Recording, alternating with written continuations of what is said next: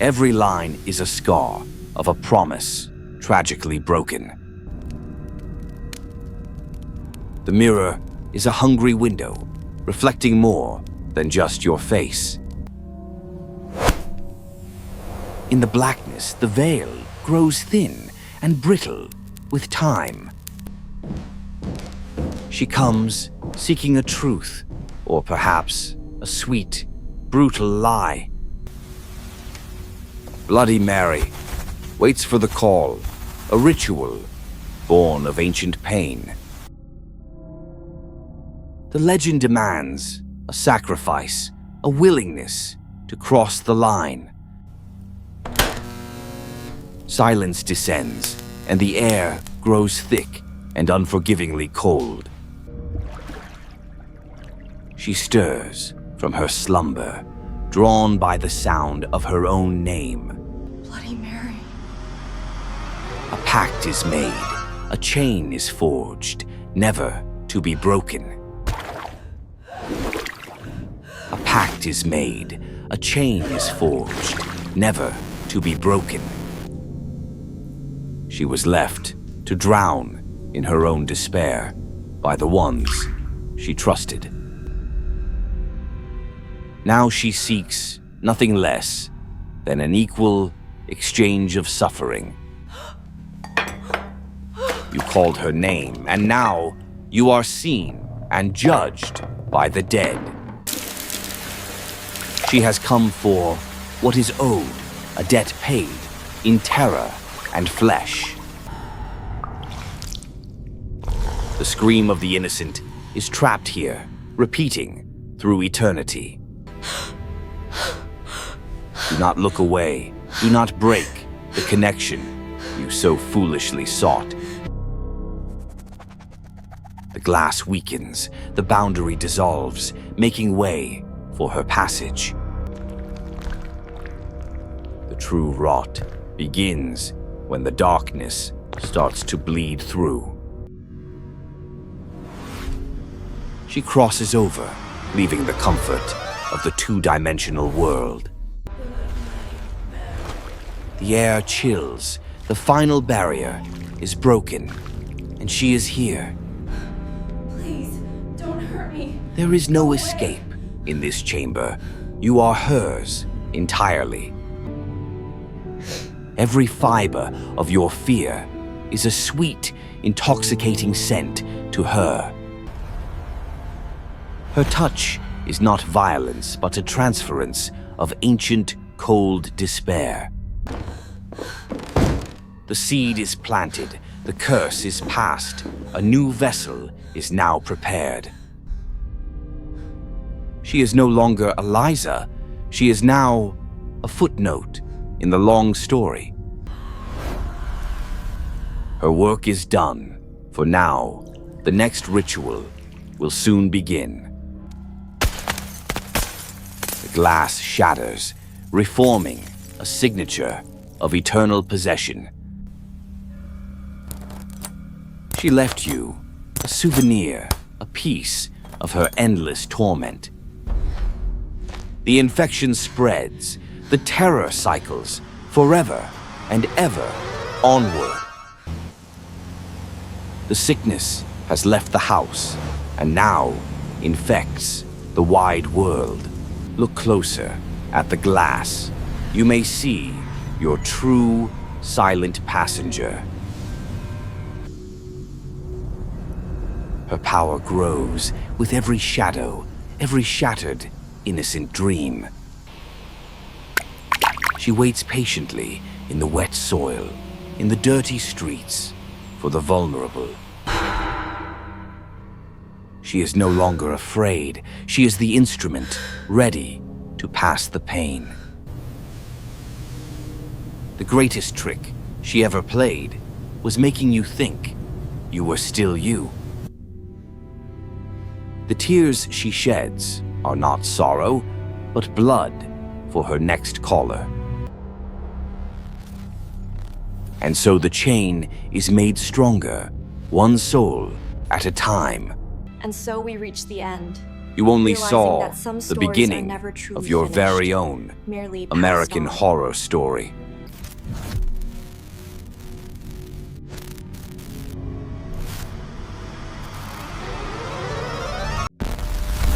Terror Tales TV presents The Den of Dragons.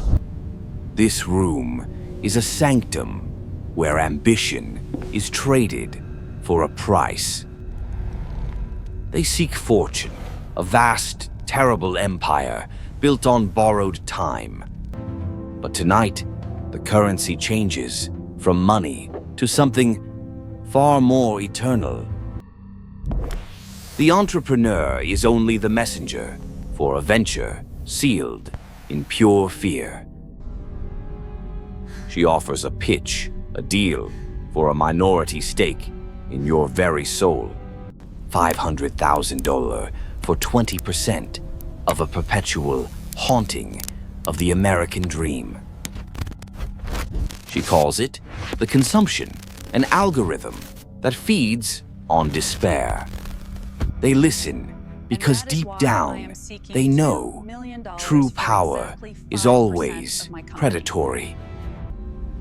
The source material is the earth, the soil, where betrayal took root. 1 billion viewers waiting to witness the slow, beautiful unraveling of the mind. The contract is ready, demanding only a signature and a promise never to stop. Every episode is a sacrifice, every twist a deeper, spiraling fall. Back in the day. They analyze the figures, the potential for endless, dark profit, unconcerned with the cost. She asks, "What is your exit strategy?" And the answer is a lie. The only exit is exhaustion, total, unforgiving, narrative destruction. Dragon 1 offers the first bid, a taste of the eternal revenue stream. The paperwork burns with fever. The terms are non-negotiable, only absolute. Dragon 2 cannot look away. The numbers are irresistible. An offer is made. The market is infinite. The supply of human misery is always renewable. Dragon 3 feels the hunger, the urge to own the ultimate torment.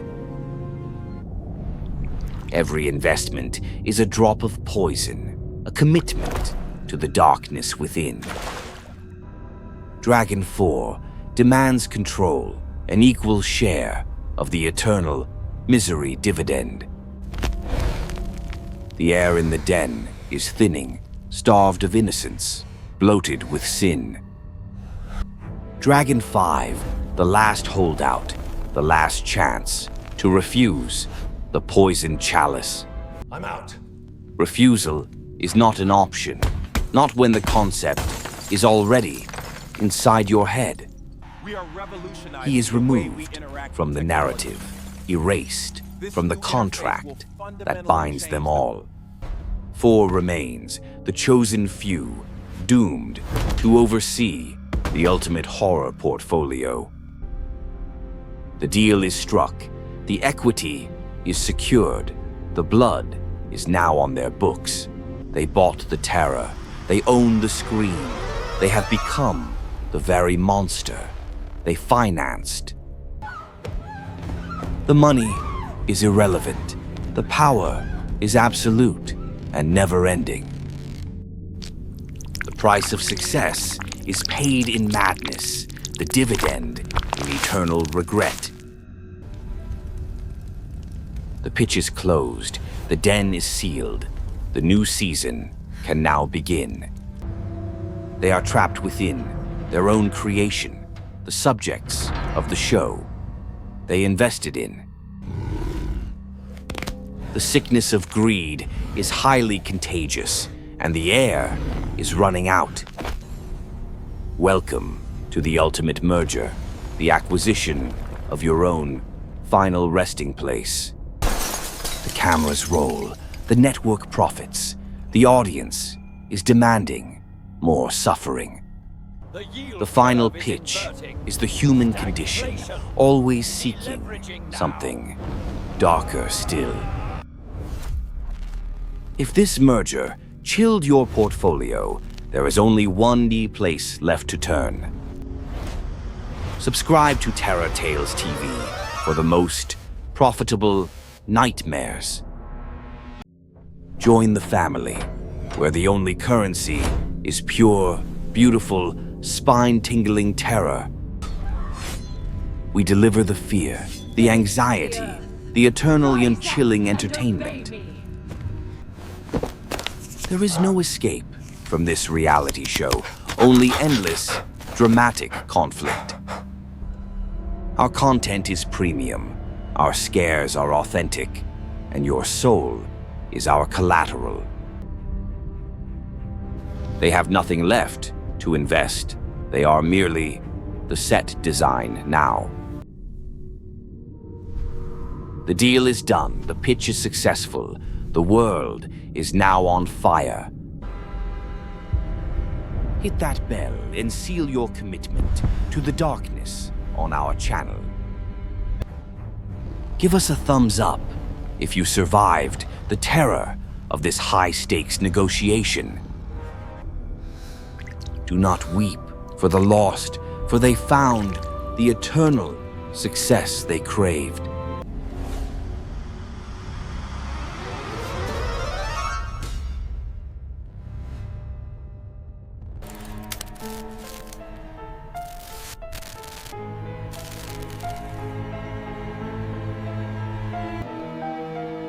Before the films, before the fame, Annabelle was a simple doll, a gift. But her threads were woven with something far older and truly sinister. It was 1970, a seemingly innocent gesture, a birthday present for Donna. The doll made itself known with small movements, subtle shifts in its pose. Then came the messages, scrawled on parchment, a desperate plea for attention. It moved on its own, from room to room, a silent observer, a growing presence. And then, the blood, a chilling warning, a sign of things to come. The activity escalated, marking time, a countdown to unimaginable horror. Lou sensed the evil. He told them the doll was not human. It was corrupted. He was attacked by an unseen force, a malevolent entity protecting its vessel. The doll wasn't haunted. It was a conduit, an invitation for something ancient. Desperate, Donna called, seeking experts who understood the true nature of her torment. The investigators arrived. They knew immediately this was no ghost, but a demonic entity. The doll was not possessed, but manipulated, a lure for human souls by a dark spirit. The demon's name was Annabelle Higgins, a lie to gain trust, to invite despair. An exorcism was performed, a cleansing to rid the space of the entity's grasp. But the entity was bound to the doll, not the apartment. It traveled with its vessel. He knew the danger. He put the doll in his car for transport to their sanctuary. The journey was not peaceful. The demon sought to reclaim its freedom. The engine sputtered, the brakes failed. The entity fought for its bloody return. The consultant prevailed, calling on faith, commanding the demon back to its confines. Annabelle found her new prison, a sacred space of protected evil. The museum holds a multitude of dark items, each with a chilling story. But Annabelle remains the queen of the cursed, a magnet for malevolence. Some mock, some challenge, some simply refuse to believe in her power. The demon inside answers every call, every gesture of disbelief. That night, he suffered a fatal accident, a grim reminder of her reach.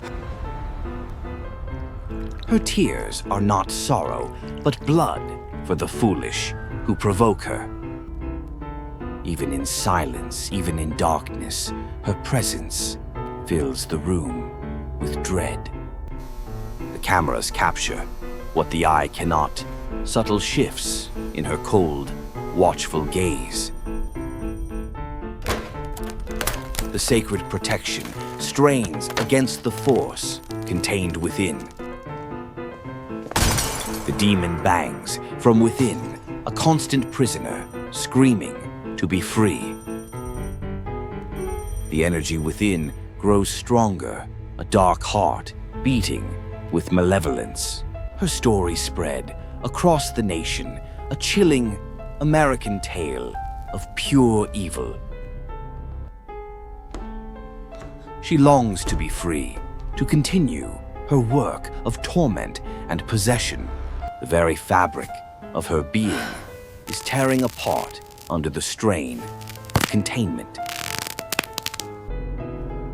She watches, she waits for the opportunity to corrupt another soul. The films only tell a fraction of the truth. The reality is far more sinister. She is never alone. Her presence invites other evils into her orbit. The blood is real, the fear is potent, the legend is a living terror. Her power grows with every retelling, every breath of fearful awe. She transcends her form, a force, a legend, a constant reminder of pure evil. She desires freedom, and perhaps your fear will grant it.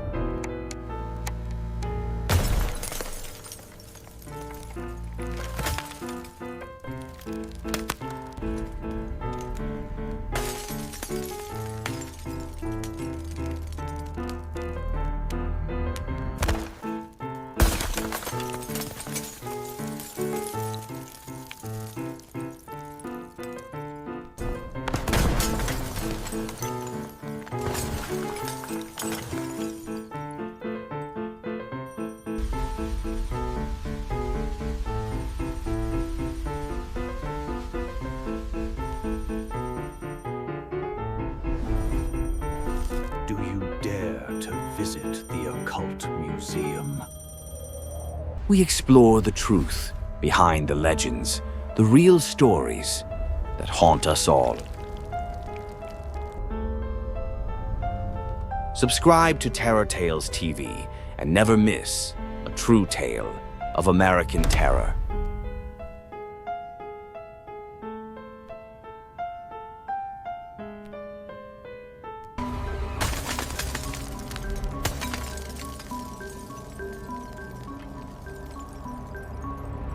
This is the true story of the Shea family and the house that refused to let them live. Tammy Shea wanted a fresh start, a new beginning. She found only a wicked end. The house in Arkansas had occupants long before the Shea family arrived. The darkness waited patiently for the sound of children's laughter.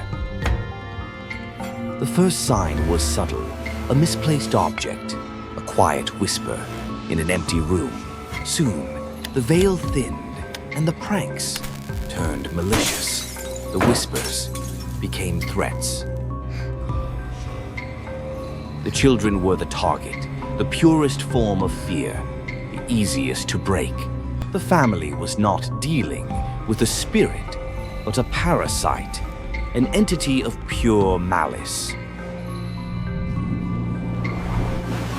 It was learning their routines, memorizing their weaknesses, mapping their fear. Every night was a siege. The beds were no refuge. The darkness had claws. Faith was useless. Prayer was mocking.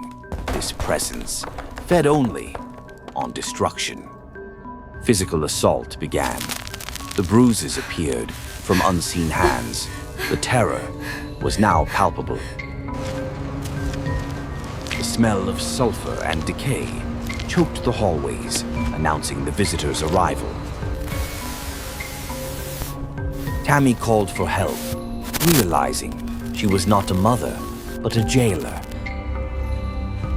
The experts arrived, but the entity was waiting. It welcomed the challenge. The evidence was overwhelming. The malevolence was off the charts, a confirmed demonic presence. The name was revealed, a whisper from history. The demon Seth had claimed this land. Seth was an apex predator, a spirit who found sport in crushing the human soul. The investigator spoke the name, and the house retaliated with explosive force. The mother fought back with every defense she knew, but a fire cannot fight a shadow. Seth showed his power, the ultimate rejection of light and of hope. The demon focused on the daughter, locking her in darkness, feeding on her screams. The air was cold, the fear was sharp, and the house was laughing. Escape was impossible. The physical structure was now a living, breathing trap. The toys turned on them. The innocence was corrupted. The safe haven was gone. They tried to secure the home, but you cannot lock out what is already inside your mind. The contamination was everywhere, in the food, in the air, in the very water. Seth claimed his property, marking the mother as the core of his new playground. They huddled in silence, waiting for the morning, but the morning never truly came. The darkness was not content with just one family. It sought a broader audience. Every piece of glass reflected their doom. Every shadow hid a threat. The demon spoke through the boy, a warning, a demand to abandon hope. The house was fully alive now, a parasitic growth, rooted deep in Arkansas soil. I told you already. I don't Every care what he attempt said, to you need to bring it back communicate right now. was cut short, No, just listen to me silenced for a second. by the angry presence. Even the outside world was now corrupted. No sanctuary on earth could save them. The haunting had a past, a painful history rooted in ancient bloodshed. Seth was bound to this land, a keeper of a terrible, forgotten secret. The final assault began, an unbearable pressure, crushing the life from the home. The home turned against them. The physical world dissolved into pure chaos. Hurry, hurry! Get Their behind flight was futile. The demon enjoyed watching the struggle, the pure panic. They were almost free. The threshold was within reach. The last step was the hardest. A final, desperate cry pierced the darkness. The only thing Seth could not abide. They escaped the flesh, but the trauma remained, forever etched into their memory. They left everything behind, every memory, every belonging, every last thread of peace. Seth won the house, a perpetual prison waiting for the next family to move in. The Shea family story is a testament to what lingers when evil takes root.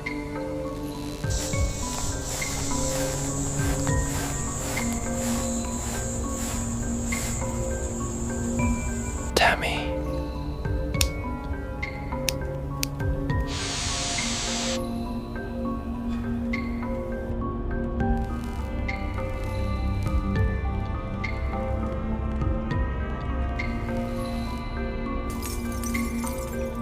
The haunting continues.